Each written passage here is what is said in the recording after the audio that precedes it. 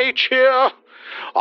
In the world we are hunters and hunted, and the most ruthless and immortal hunter of all is man.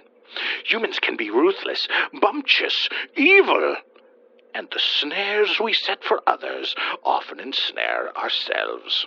But even worse, the fool are those who think they alone play games of destruction against our kind. Those fools discover, as their lives end, that they've been had, ensnared by the most vile of all pursuers, using nothing more than stray words and plucking heartstrings, in raging paranoia, causing division, and playing an invisible hand amongst men that don't even realize they are gambling, and prone to lose all to a devious and unseen predator. Here is just one such case you must hear.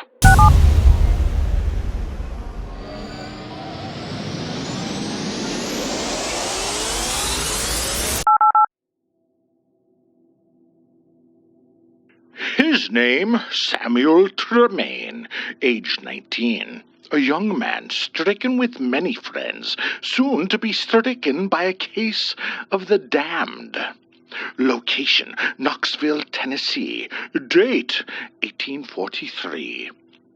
They were four, all friends since school, which wasn't far behind them now, and all formed a tight group in the small community of the trade-oriented river town of Knoxville in antebellum Tennessee.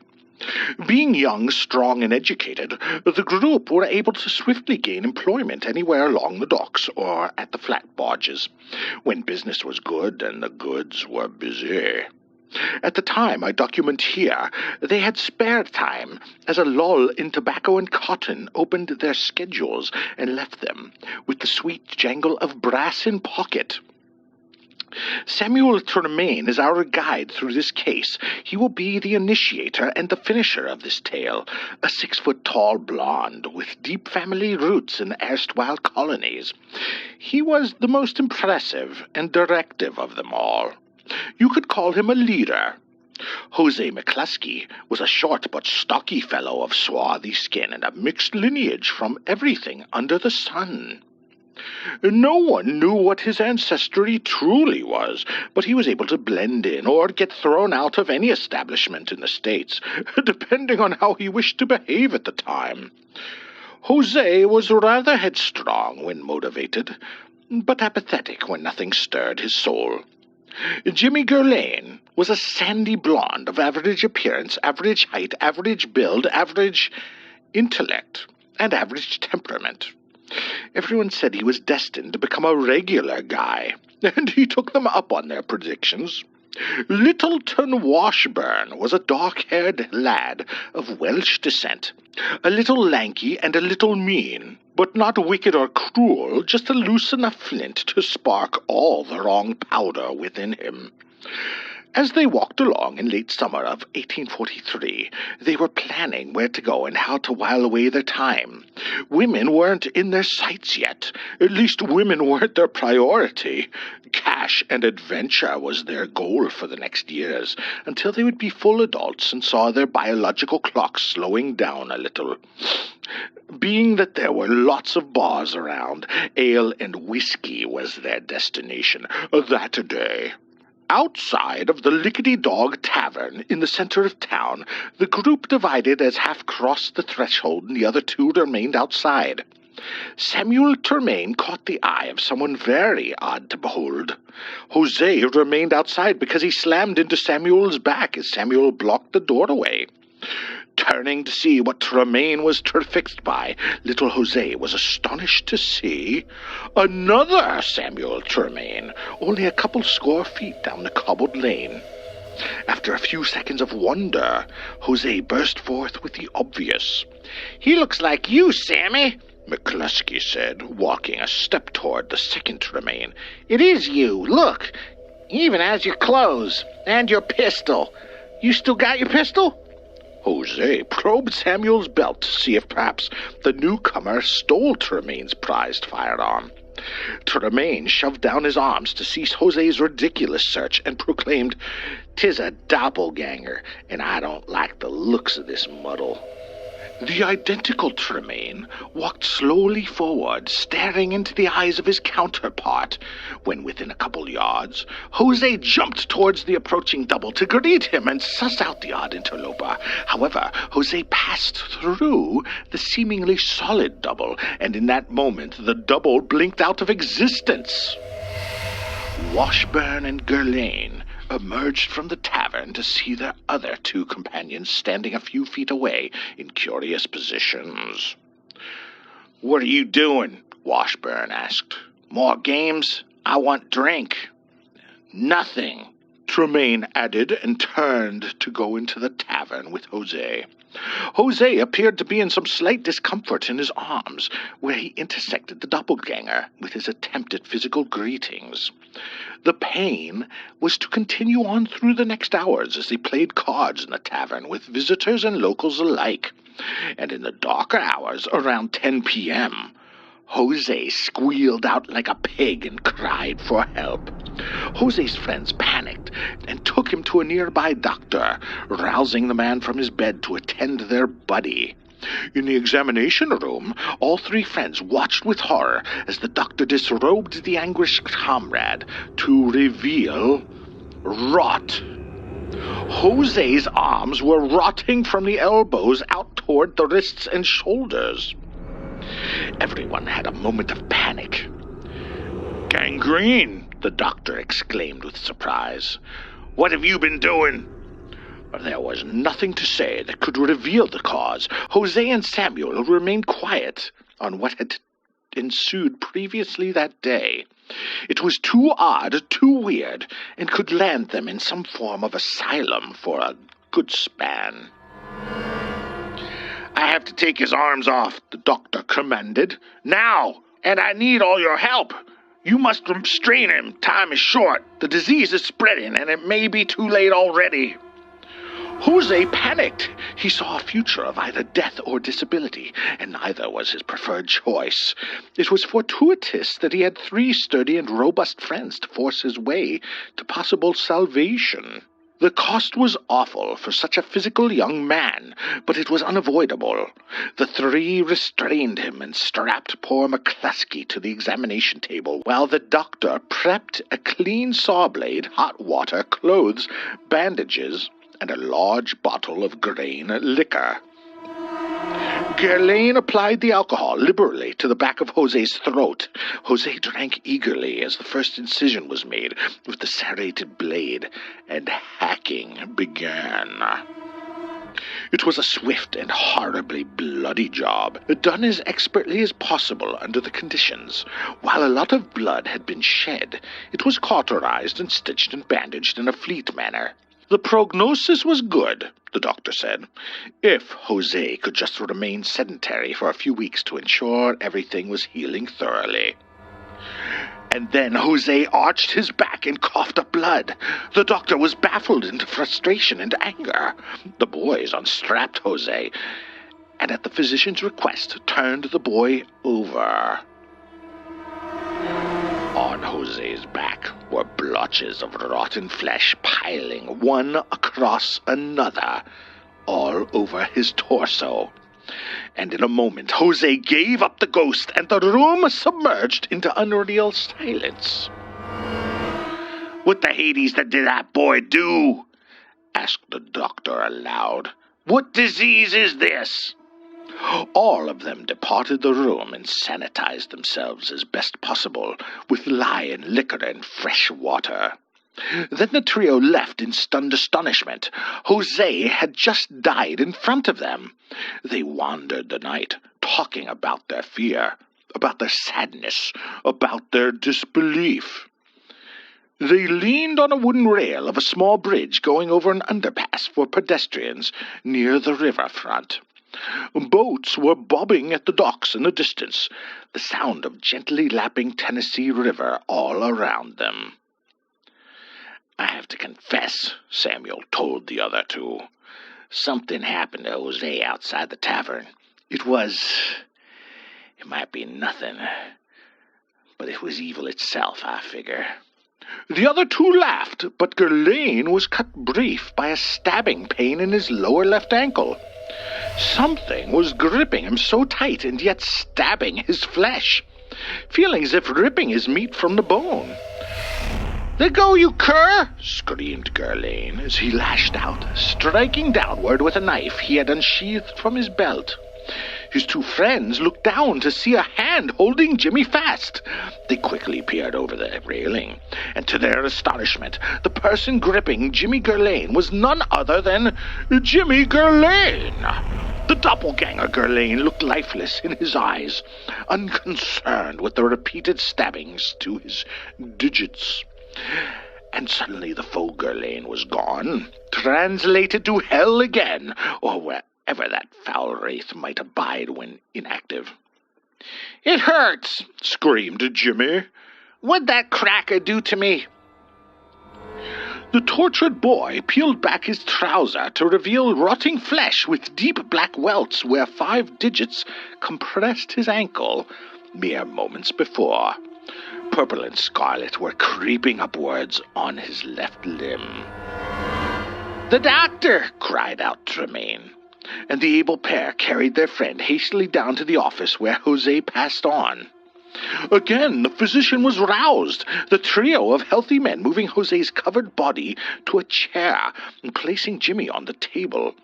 Operation began to saw off the diseased left leg, when the rot flew and jumped about to emerge on neck, hands, and ribs. All three watched Jimmy fade from consciousness and grow cold, while his flesh darkened.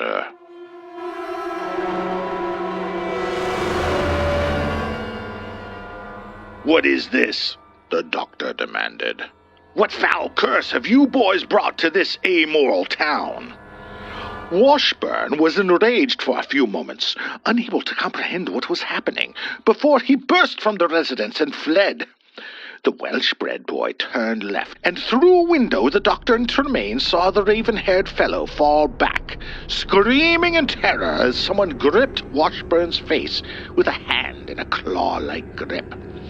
As Washburn retreated a step, the emerging figure in the window was Blackburn himself, advancing on and accosting himself. The physician and Tremaine rushed outside, finding only the mortal version of Littleton Washburn lying on the planked walk outside the business. Littleton's face was decaying rapidly as he screamed in agony. The pair watched as Washburn writhed in final moments of tortured anguish, his face collapsing inward, tongue unfolding from a widening maw. Bile and blood oozed up in generous proportion from a wounded neck. And then a third life was ceased that day. "Witchery!" the doctor proclaimed. Looking to a stirring in the street, they saw a figure approaching. It was a doppelganger of Samuel Tremaine himself, slowly in stride toward his human counterpart. "Get back, lad," the doctor demanded, ushering Tremaine into the office where the physician prepared for battle. The defensive strategy of the healer was simple: a crucifix in one hand, fashioned from silver, and a hastily produced Bible in the other. "Back," the doctor commanded the doppelganger as it stood on the threshold. "In Christ's name, back! I am a child of God, and as such you shall be subject to my demands through the power of Christ imbued in my mortal flesh, through the Holy Spirit and his Father's grace. Back, I say!" The actual Tremaine was priming his pistol to fire at the satanic attacker before them. "A horse out back," the physician told Tremaine over his shoulder. "It is mine. Take it, ride fast and wild until you are safe. Return it when you have found priest and pardon for all sin. Only that will cease this demon, and God speed you, son." Tremaine followed the orders and did ride through the night until his task was complete, and then he slept heavy on a pew in an unknown church far from the churchless city of Knoxville. In the morning he did ride again, but back to town where he could hope to make sense of what had killed his 3 friends and was aiming for him. At a propitious juncture, he was face to face with his doppelganger. Probably the same doppelganger spirit that was all of his friends' murderers. It stared emotionless at him, turned and entered a small 2-story house next to the road in town. Tremaine unsaddled and secured the horse, then unholstered his pistol and went inside to confront the evil spirit.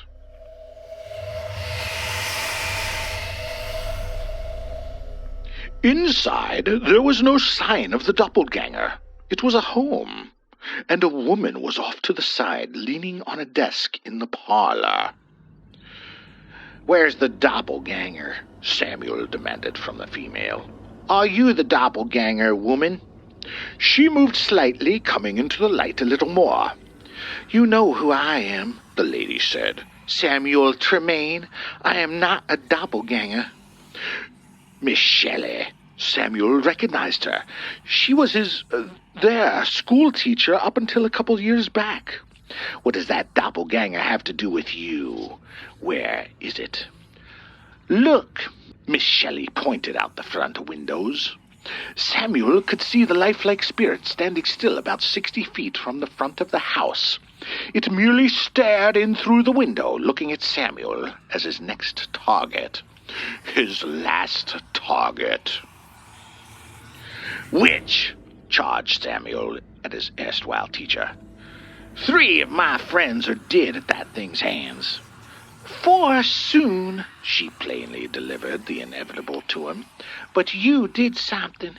You took some precautions. It doesn't seem able to approach you for now, but it will find you." Samuel fumed inwardly, wanting to shoot the woman dead for her transgressions. However, he was caught off guard as she began an accusation of her own. "I vowed revenge," she shouted. "Revenge on those that destroyed my happiness on the day I would be an old maid. Yesterday I turned 30, unmarried and unwanted. My one chance at happiness was destroyed by you 4 back over 3 years. Do you remember Samuel Tremaine?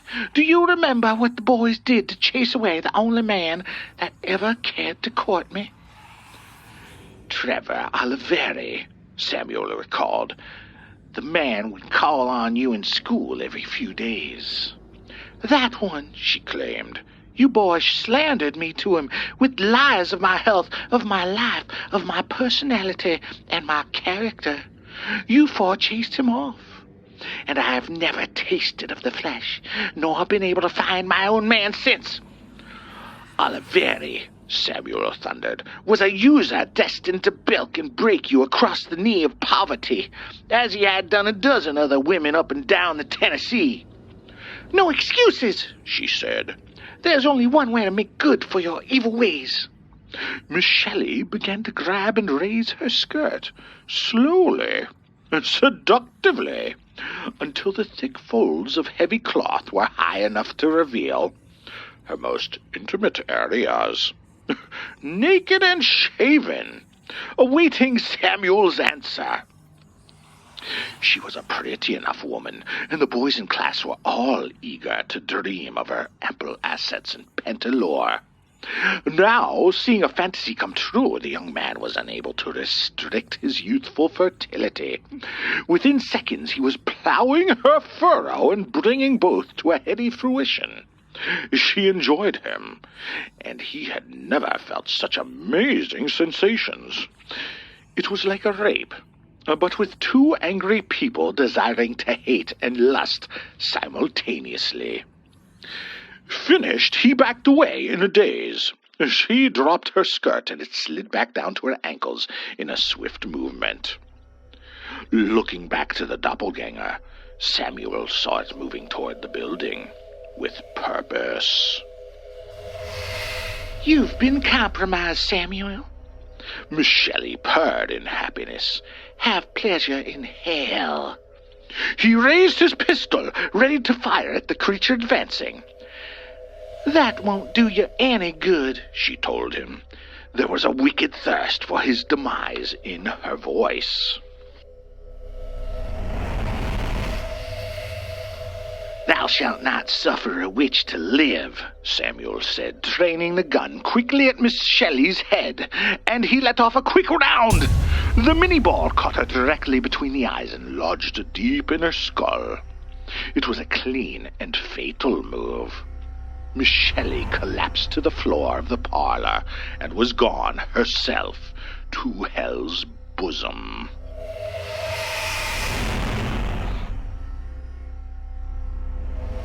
Samuel ran off through the rear of the house and escaped his pursuer. The doppelganger merely stood above the witch, looking down without mercy or emotion.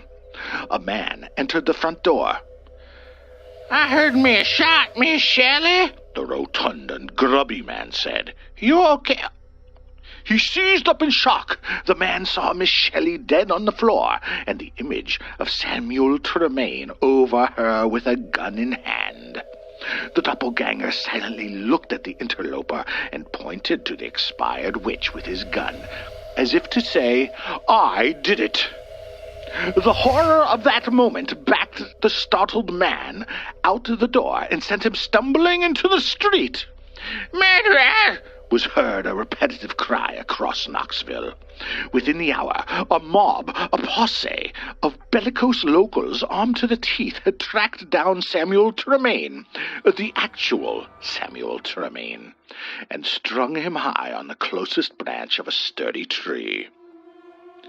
"For all who take the sword will perish by the sword," a final justification was heard. "Vengeance is mine, saith the Lord," another voice was heard, and Samuel Tremaine was hung, dead.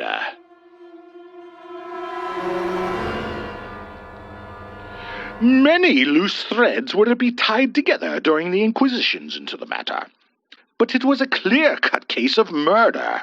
As for the matter of the mysterious deaths of the first 3 friends of Tremaine, the town merely dusted them off of their shoulders and scoured any importance from their minds.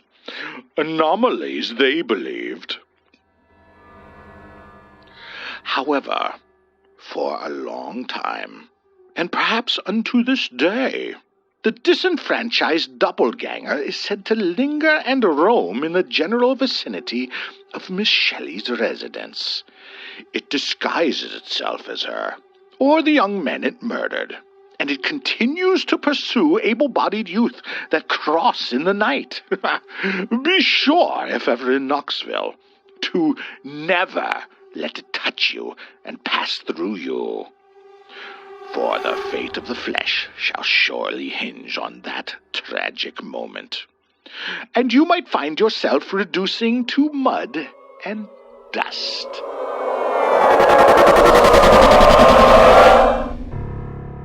Like and subscribe before I die, and ring the little bell or you will surely go to hell. Oh, we're telling spooky stories. This is not a spooky story. Oh, there's no way on the couch I can It depends how you look at it. It is kind of spooky. I guess so. Wait, that's it? That's the end of the story? That is a